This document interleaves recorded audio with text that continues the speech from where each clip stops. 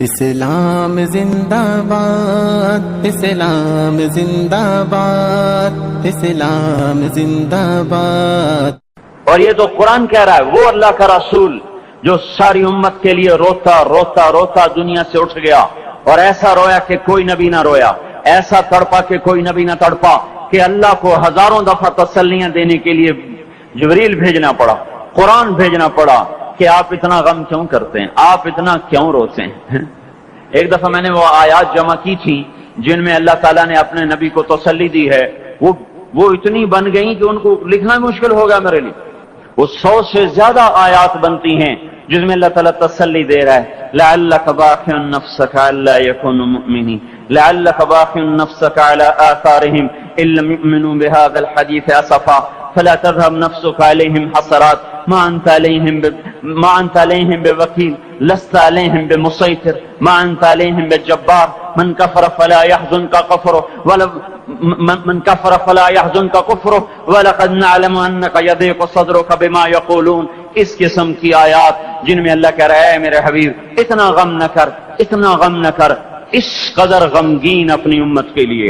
اس کے باوجود آپ کا گلہ قرآن ہی میں سن لو، جب ایسے نافرمان جو کبیرہ گناہ کرتے کرتے مر گئے، اس بددیانتی میں، شرابوں کے پینے میں، نماز کے چھوڑنے میں، کبیرہ گناہوں میں غرق ہو کے مر گئے، تو یہی اللہ کا رسول جو ہمارے لیے رویا بھی اور تڑپا بھی، یہ نا فلا تذهب نفسک علیہم حسرات، یہ آیت اس مضمون میں ایسی زبردست آیت ہے کہ اس کو اردو زبان میں منتقل نہیں کیا جا سکتا، کہ جو اللہ تعالیٰ نے آپ کے اندر کے سینے کا غم، حسرات اور فلا تذهب نفسک علیہم حسرات، ان الفاظ میں جو اللہ نے اپنے محبوب کے سینے کا غم بیان کیا ہے، اللہ کی قسم کوئی زبان اس کا ترجمہ نہیں کر۔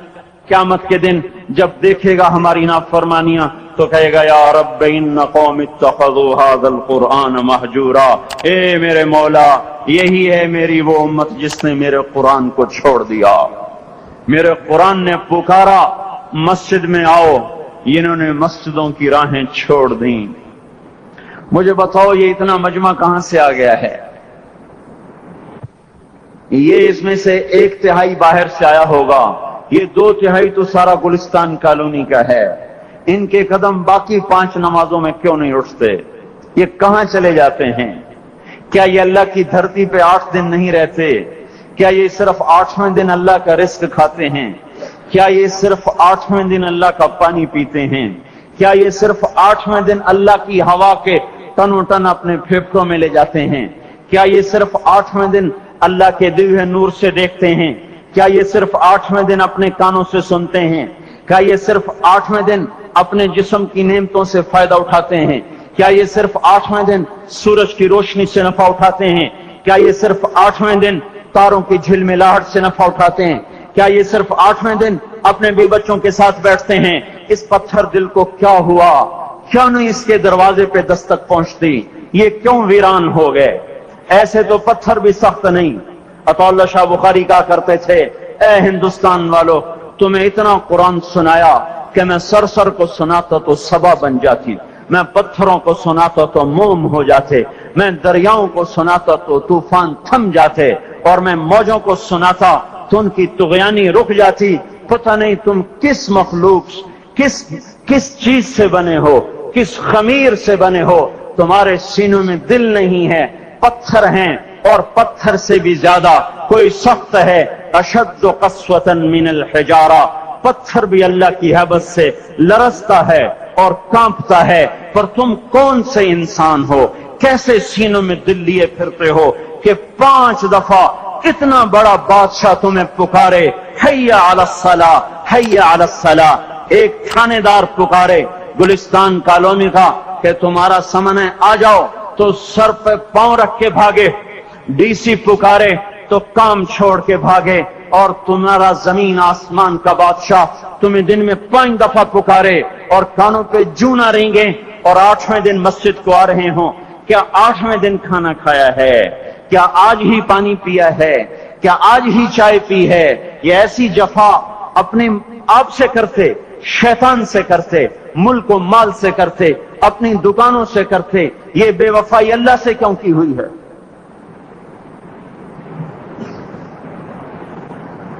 جس زمین پہ سجدہ نہ ادا ہو، اس سے بڑا بھی کوئی جرم ہے؟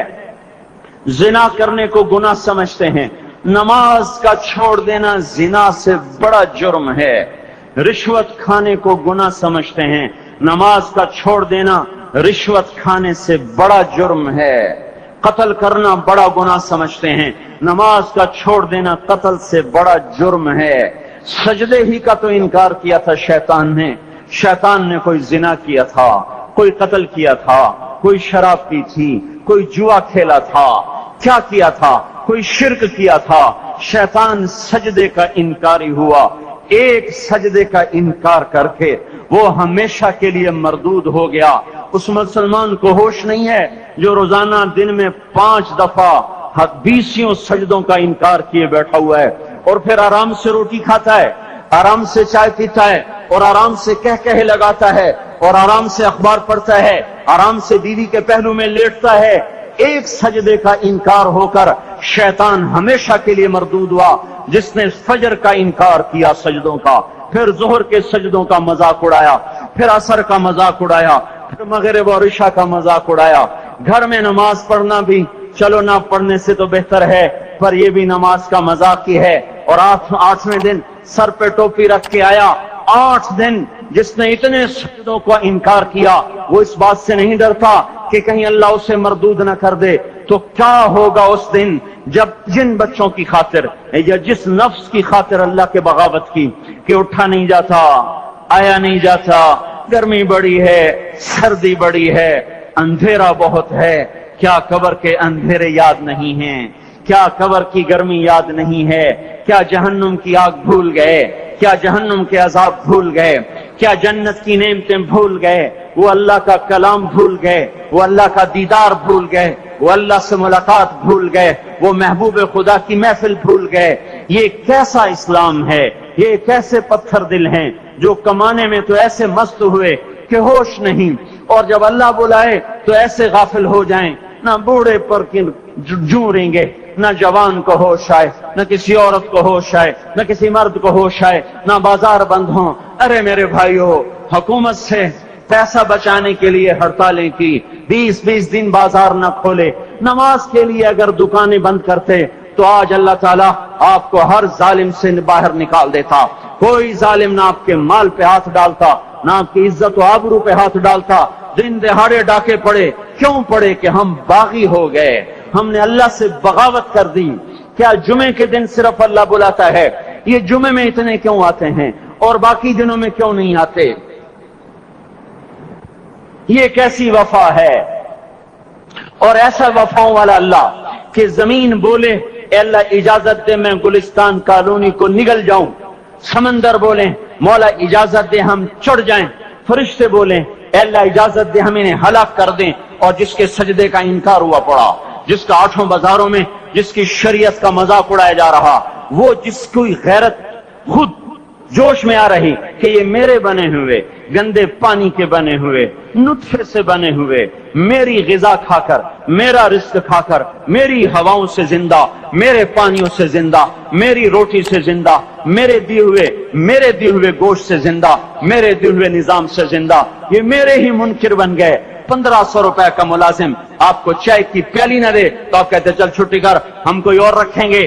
اور جس نے اتنا بڑا وجود بخشا، آنکھوں میں چراغ جلائے، کانوں میں فون لگائے، دماغ میں برق کی روئیں دوڑائیں، دل کو دھڑکایا، سارے بدن کے تک خون پہنچانے کا نظام چلایا، پھیپھڑوں کی فیکٹریاں چلائیں، رگوں میں خون پہنچایا، ہڈیوں کو غذا پہنچائی اور آنکھوں کو غذا پہنچائی، بالوں کو غذا پہنچائی، زبان کو بولنے کی طاقت دی، دانتوں کو کاٹنے کی طاقت دی، دو وہاں نالیاں لگائیں، سانس کی الگ کر دی اور معدے کی الگ کر دی، اور وہاں پردہ لگایا، جو غذا منہ میں جائے تو معدہ کھل جائے اور پھیپھڑے کی طرف جانے والی نالی رک جائے۔